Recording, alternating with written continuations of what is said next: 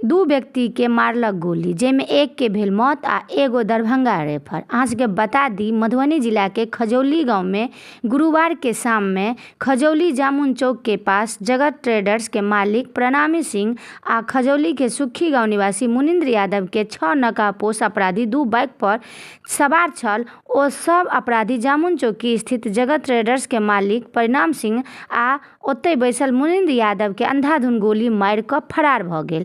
जकर बाद स्थानीय लोग आनन फानन में पीएचसी लऽ कऽ गेलथि, जतऽ डॉक्टर दुनू के हालत गंभीर बतबैत मधुबनी सदर अस्पताल रेफर कऽ देलथि।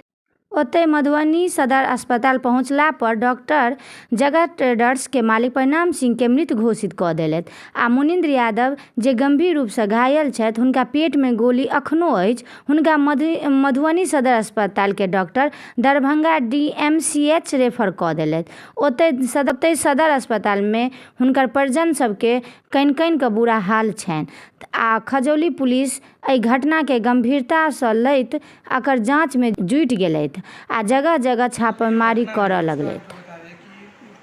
मतलब गोली कहाँ लगी थी और कहाँ रेफर क्या हुआ जो घायल हुए हैं? एक ब्रॉड डेड है, दूसरे को गोली लगा हुआ एब्डोमेन में, एंट्री वुंड है। आप एक्सरे और सीटी स्कैन से देखकर गोली डिटेक्ट होगा या इंजूर्ड कितना है बॉडी में, उसके अनुसार उसका ऑपरेशन डिसाइड किया जाएगा। इसीलिए हम रेफर करते हैं। कहाँ रेफर किया सर? डीएमसी। सर आपका नाम क्या हुआ? डॉक्टर मुकेश कुमार। एक ब्रॉड डेड है, अबू पोस्टमार्टम में पता चलेगा।